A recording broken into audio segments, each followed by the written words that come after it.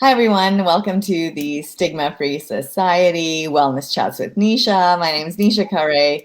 I'm the co-founder of Human Biography and Women of Wonder. I'm a director, producer, and a registered clinical counselor, and I'm really happy that you are here with us today. So through this Facebook Live event, I'm representing the Stigma-Free Society. Stigma-Free is a Canadian registered charity that aims to reduce stigma of all kinds, and they focus on mental health. So they promote mental wellness education for youth while providing resources to educators, school counselors, parents, and guardians. The Society's goal is to create awareness of the various stigmas that exist in the world and help us develop an understanding of the challenges that numerous people face. And we want to encourage people to foster acceptance of themselves and of others. So to learn more, you can visit stigmafreesociety.com, and we have lots more information there. And I'd like to welcome, we have a fantastic guest today, Akash Asif, and I'm just going to pull him up. Hi, Akash, welcome. Hello. So great to have you. So Akash is here and part of the Center for Suicide Prevention.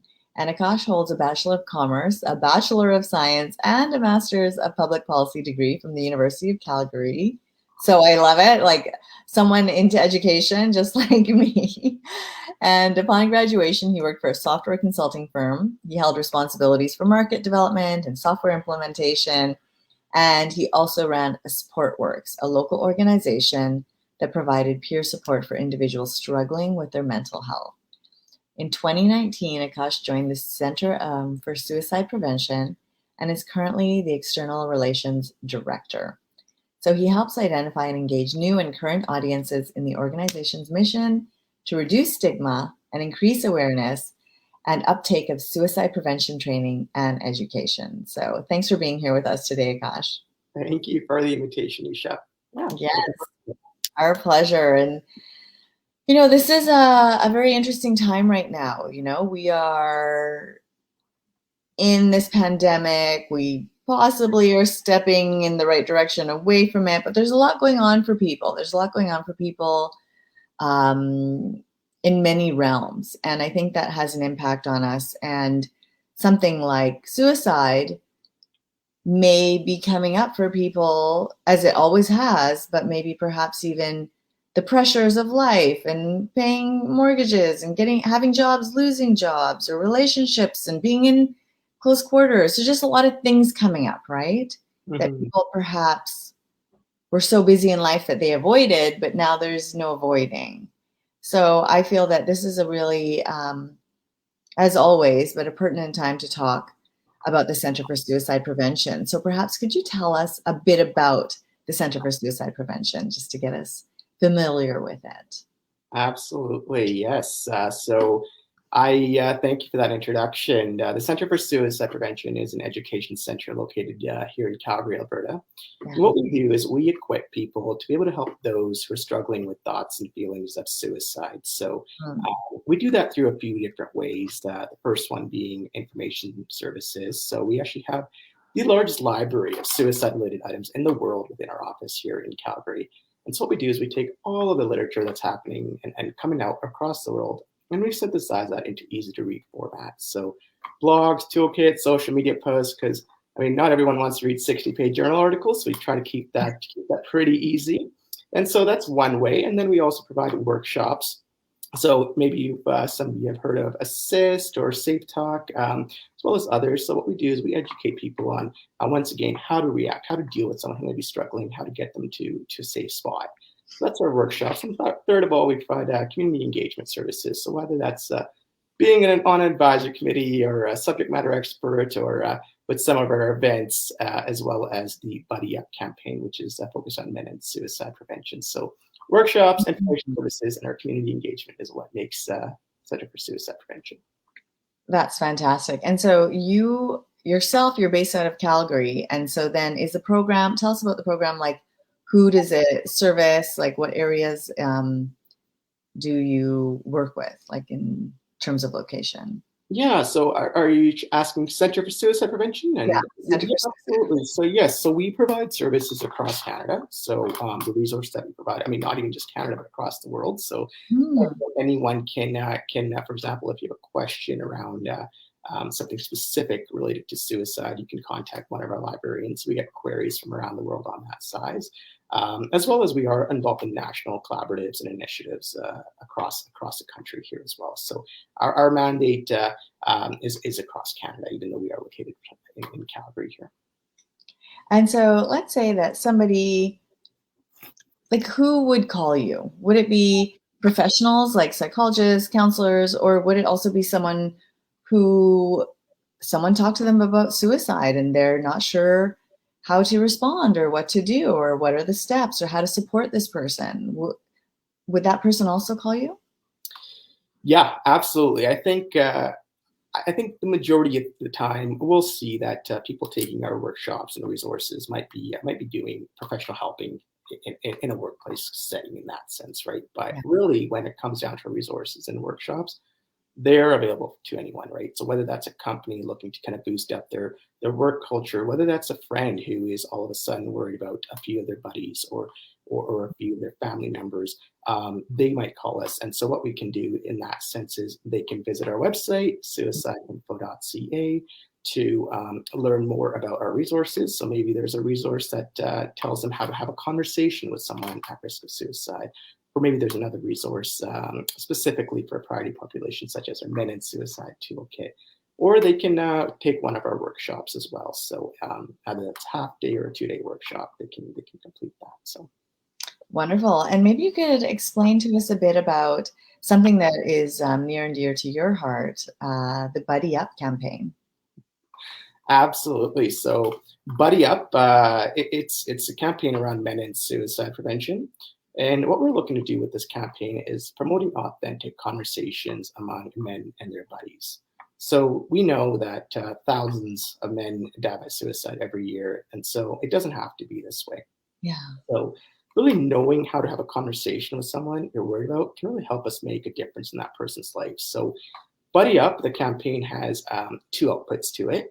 The first one being visual characters. So what we've developed is these 6 different personas, whether that's a business professional or a student or a senior individual.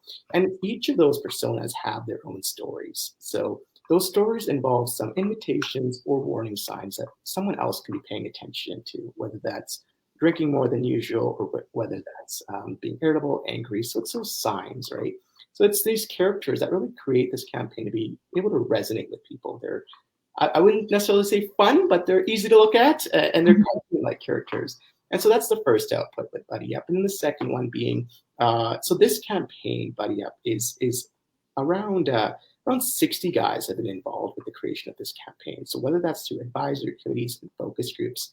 And so when we started having conversations around what we can do to support each other as men, a lot of guys said, I don't know how to help my buddy, even if I want to help my buddy. yeah, So that's true. the second output for Buddy Up is our guide. So it's a 4-step guide, and it really goes through how to have a conversation with someone who may be struggling or someone you're worried about. So 4 steps very quickly are, I mean, Yeah, great. pay attention to the behaviors, pay attention to any changes in behaviors that someone be having.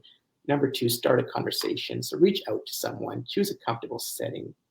Number 3 being keep it going. That I think is always really challenging when you're trying to help someone is how do you keep that conversation going, right? So don't blame or shame them. And lastly, 4th is around sticking to your role and being a friend and not necessarily a counselor. So that's our role, so stick to it. So it's the characters and the 4-step guide is what the outputs are for this for Buddy Up.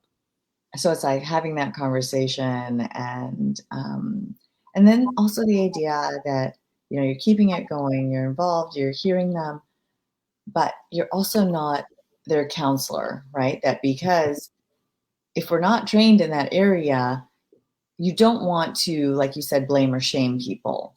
Like, oh, it's okay, it'll be fine, don't worry about it. Like those kinds of things, I think you want to know. Like it's better to just listen and then even help get them other resources. Like, hey, I got this number of a great counselor, Mm-hmm. or you can get resources from the Center for Suicide Prevention for someone, right? Like they might have people, you would refer them maybe to people they could be in touch with. No, absolutely. And I think what it also does is hopefully that what that step allows is for people to kind of breathe a little bit of sigh of relief in that sense too. Or Right. yes, you can have that conversation. You can initiate that conversation, Yeah. and you can help your buddy get into that safe space Yeah. and that safe time. But at the end of the day, I mean, you're not a professional, so Yeah. direct into the proper resources, like you mentioned, whether that's a counselor or whether that's more resources or whether that is calling the crisis line together at that Yeah. point. So, yeah, so you're not alone is kind of what the premise of that step is. And then are there different crisis lines in different regions, or how does it work for if someone does need to talk to someone? Absolutely. So I know that there are province-wide crisis lines across Canada, but with Buddy Up, the one that we stay for across Canada is the National Suicide Crisis Line. So that's the Canada Suicide Prevention Service, and so that's the number for that is 1-833-456-4566. So that's the one that you'll see most referenced on our Buddy Up materials. So it's national, and since the campaign is national, it's easy to kind of outline. That's great. That's great. And could you give us that number one more time, Akash, just in case people need it? Absolutely. It's 1-833-456-4566. And that's the National That's Suicide. that's a Canada Suicide Prevention Service National Crisis Line. That's correct. Perfect. That's great to know. Thank you. And so know that you are not responsible for all of it, but you can help and be there and just guide people in the right direction. And we were talking earlier, I really liked what you said that, maybe 1 in 20. What can you share that stat? I really liked how you said it. That Yeah, absolutely. So Buddy Up is all about help offering behavior, right? Because it's like I said, focused on men and suicide prevention. And oftentimes, I mean, myself being a guy, I'm more willing to help out my buddies than I'm willing to help out myself, right? So why don't we leverage that? I guess that trait that a lot of guys, I would say, portray here, because we love solving problems, whether people like that or not. So, so when it comes down to help offering behavior, I mean, when we know that 1 in 20 people may be having thoughts of suicide at any given time, yeah, what Buddy Up does is it really focuses on what the other 19 are doing around them, right? So if one person's struggling, what are the other 19 doing, and how can we do to support that one individual? So that's kind of a lot about the help offering behavior with our resources as well as this campaign. yeah, I think that's amazing. And then it helps create an awareness and a community feeling that if someone's going through something, how can we be there for them? How can Mm-hmm. we support them? How Yes. can we ensure that people don't feel alone? Mm-hmm. Because I think sometimes with suicide, it can be that people are feeling helpless, hopeless, alone. And so just by even being there and having someone to talk to, it can make a real difference. Absolutely. And at the same time, I think it creates both a help offering and help seeking environment too, right? Because if you know there are people who are willing to talk to you and are ready to talk to you if you do need it, it's probably you're more likely to then reach out to them as well, right? So Yeah. it makes it easier to reach out versus you not knowing, are these people around me? How are they going to react? If you know they're going to be supportive, it's a lot easier to reach out than not knowing.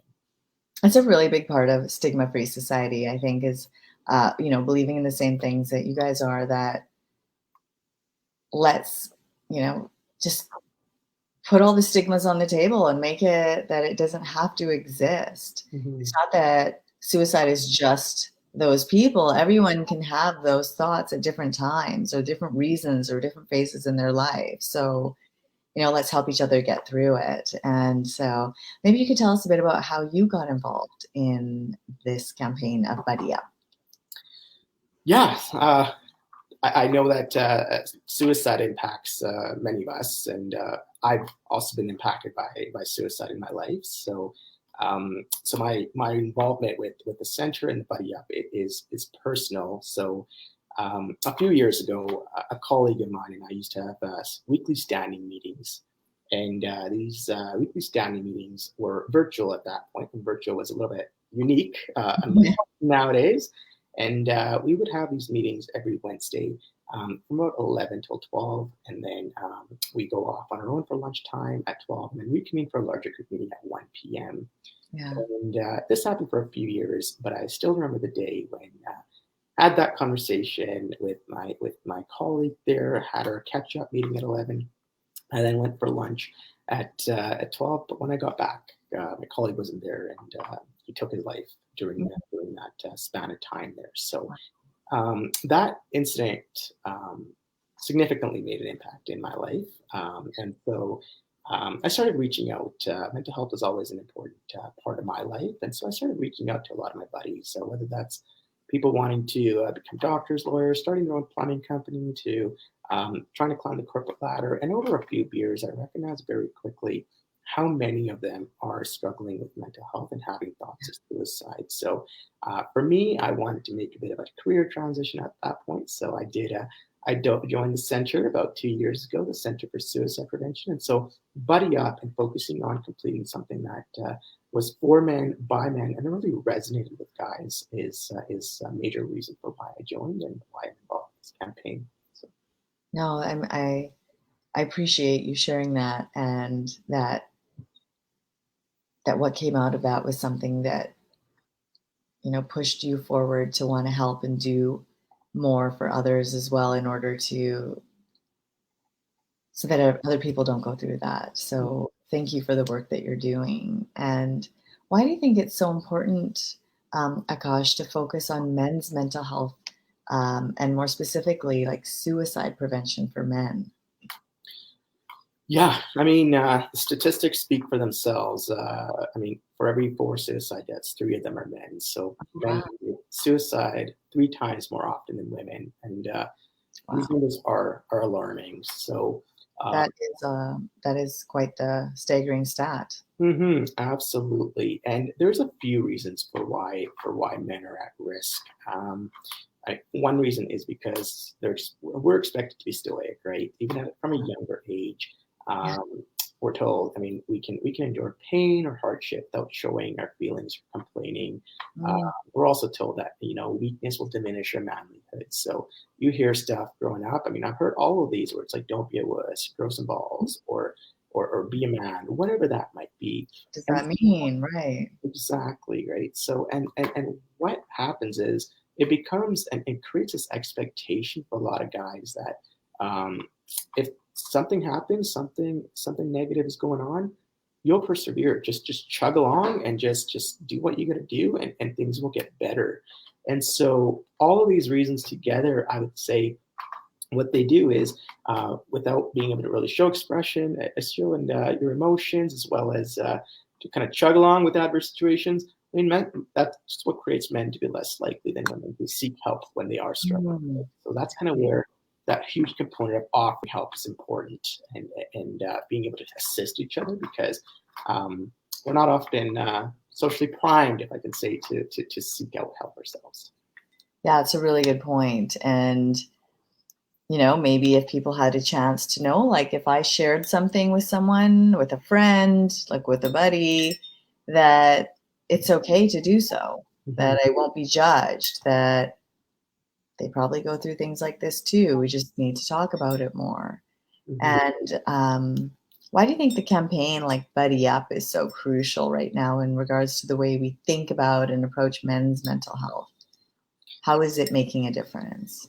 Right. Like I mentioned earlier, I mean, us guys, I mean, we like to solve problems, whether usually someone asks for it or not. I would say that's common for a lot of guys. And I mean, we like to help people around us, right? We're like, okay, you got to do X, Y, Z to solve something. So I think that's what is being leveraged with a campaign like Buddy Up right now. And it's why don't we go to the guys themselves and figure out what works for them and what resonates with them, right? So, like Mhm. I said, if at any given time 1 in 20 individuals are struggling with thoughts of suicide, this campaign is really asking the other 19 to pay attention, provide support. It's really leveraging that ability to problem solve, that ability to not necessarily solve their problems, but be able to help someone else, right, instead of themselves. And it's really encouraging guys to have those authentic conversations.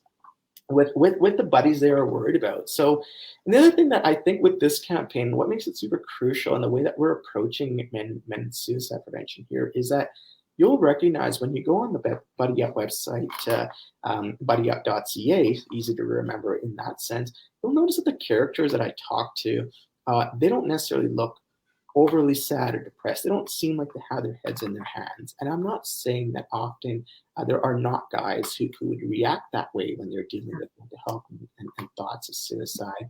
But what I am saying is typically that's not how guys are reacting when they are having those thoughts, right? So it's really that resonation piece of looking at these characters. You'll see you have Jim, you have Steve, you have Liam. All these characters, they might not look super, super happy, but they look okay.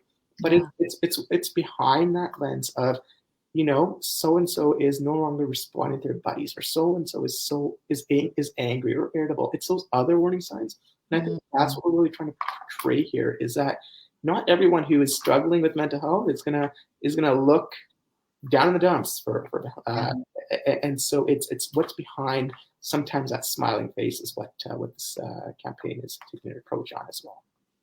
That's great. So it's helping people kind of notice things and ways of interacting, and to start paying attention when things start to change or behaviors change.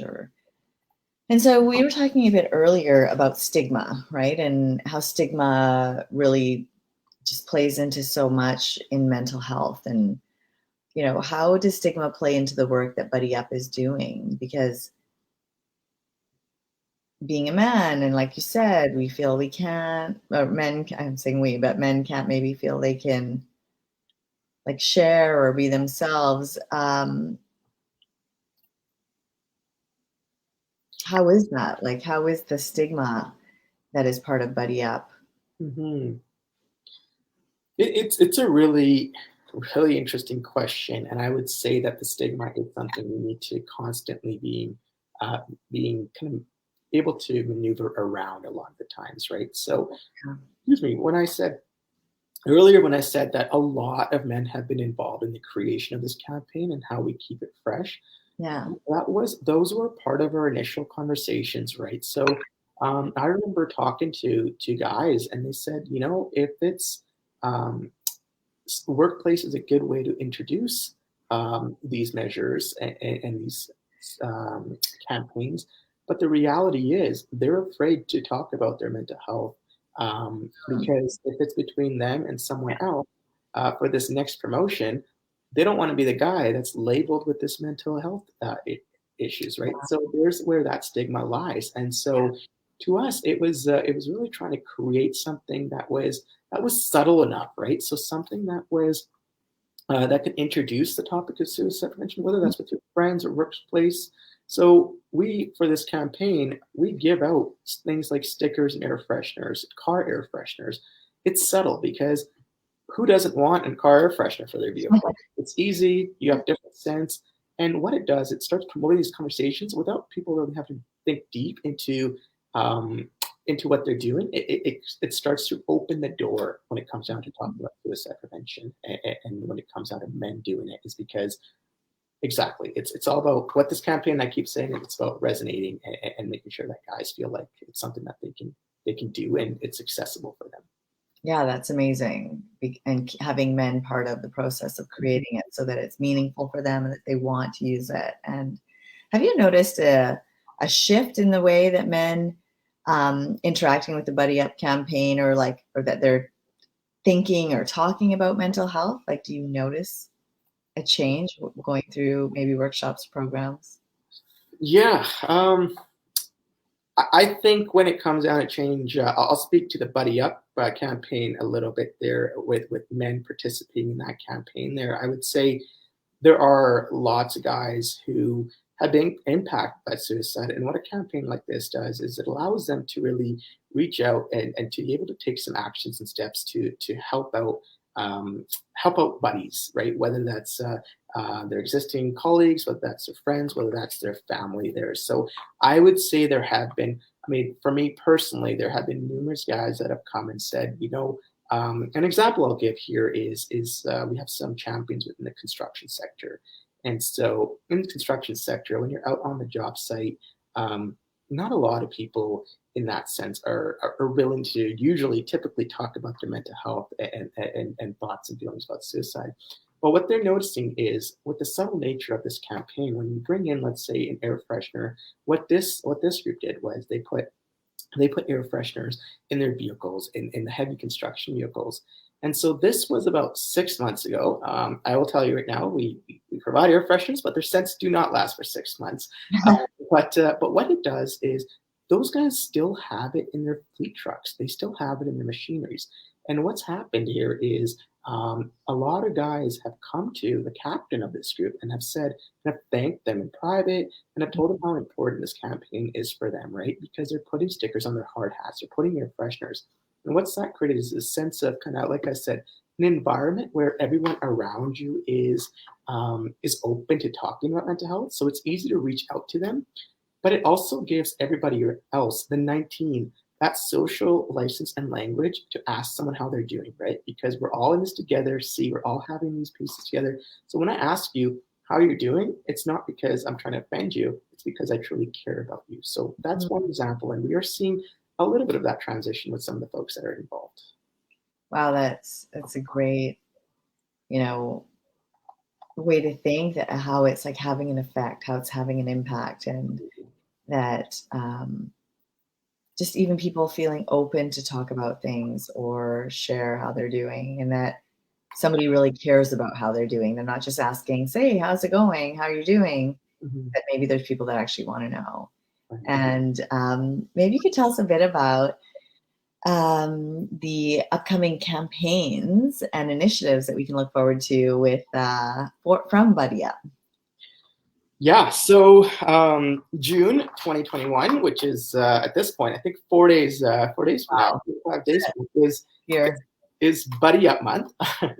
And so during this month, our 300 plus champions at this point, so champions could be individuals or they could be groups and companies, will help us raise awareness across Canada by doing various things, right? So whether that's posting about Buddy Up or on their social media, whether that's having those authentic conversations, or whether that's ordering print materials. So when I say print materials include posters with their little characters and their stories.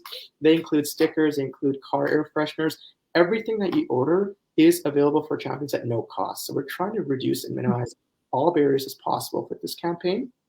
And then you have those social media and communications pieces. You also can participate in the Buddy Up Challenge, which aims to drive connection. So the Buddy Up Challenge is a list of activities you can do throughout June. And the more you complete, the odds are that you can win an even bigger prize there. So anyone can participate in the challenge. And by doing so, if you are interested in becoming a champion, whether that's yourself or whether that's with your group, please visit buddyyup.ca, and that's when you can sign up. Like I said, no cost associated, and your level of engagement completely depends on your level of comfort. So there are no minimum expectations for what you need to do to be a champion. We just want support and for us to help raise awareness across the country and so on. That's fantastic. That's great. It's an opportunity for people, if you're looking to be involved in something that has meaning for you and has an impact in your life. This is, I think, a great initiative to be a part of. And how about, Akash, for the men listening to this, how can they maybe start to reorient the way they think and talk about their own mental health? Any suggestions on where to start, how to change the conversations?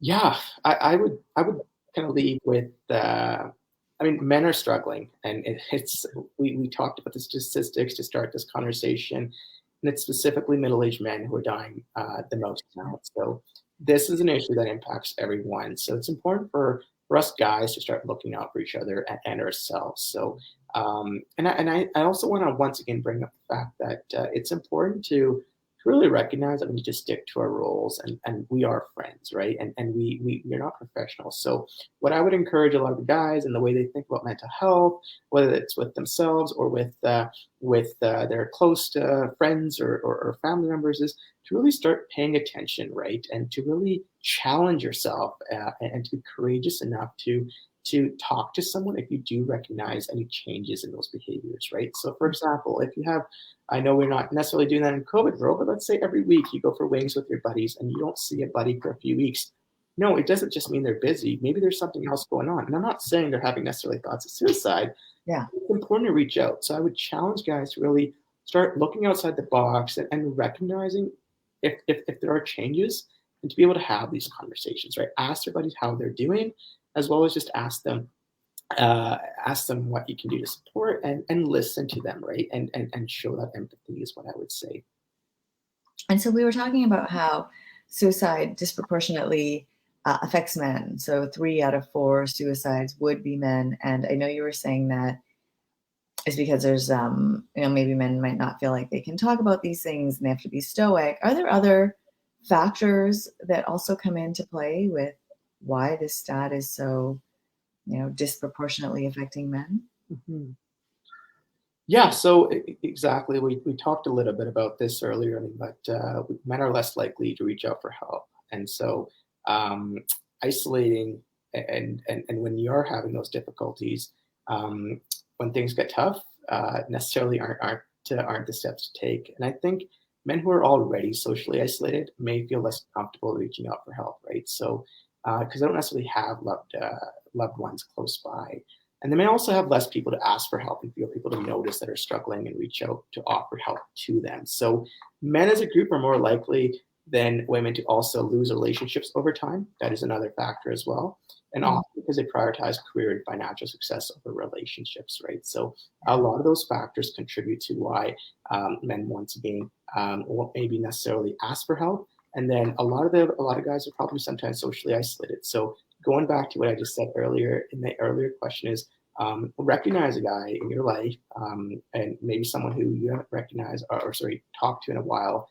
Reach out to them, and it doesn't have to be necessarily a serious conversation, but make sure that you are reaching out to your buddies and ask them how they're doing, especially in the pandemic world that we're currently in. Thanks, Akash. And before we wrap here, what advice would you give to a man who wants to support the mental health of their friends but isn't quite sure where to start? What are some steps? Right. I mean, first of all, I'd say definitely take a look at the resources available on our website on how to have a conversation. I think the biggest advice if I can give two advices very quickly, would be first one being keep it going and embrace the awkwardness. I mean, I work for the Center for Suicide Prevention. It is not easy to talk to someone, and I still struggle, and I would be terrified to ask a buddy if I'm really worried about them. So, but it's important to keep that conversation going if you do reach out to your buddy, and don't necessarily change the conversation. This is not the time to talk about the hockey game. This is not the time to talk about another project. Keep it going and show your support. And I think the other piece of advice that I would have is show some vulnerability. Like, I think that is always important as well. So, I mean, for example, right now we are going through a time of pandemic right now. So, and we're all struggling in our own ways, I would say. I think if you're not struggling, you might be the anomaly at this point. So open up with that to tell someone, hey, this is what I'm going through. Show a little bit of that vulnerability. And to me, that opens up space as well. That creates that safe space for someone else to then share back with how they're feeling as well. So super important. And so could you just repeat the website or websites where people can go to look at, get information, Akash? Absolutely. So I will, the website that is for the Buddy Up campaign, it is www.buddyyup.ca. So that's where we encourage you to check out our resources as well as sign up to be a champion. And for all other resources, you can visit the Center for Suicide Prevention's website, which is www.suicideinfo.ca. Amazing. Thank you so much, Akash. Thank you for being here. Thank you for sharing your knowledge and talking about Buddy Up and about the Center for Suicide Prevention. Such important work. And for everyone watching, just know that you're not alone. There are resources. There are ways to help out if you want to get involved as well. And just know that we're all here for each other and we can make it through together. So thanks for being here, Akash. Thanks for watching, everyone. And we will see you in 2 weeks for Wellness Chats with Nisha for the Stigma-Free Society. Take care. Bye, everyone. Bye. Thank you for the opportunity. Bye-bye. Yes, thank you.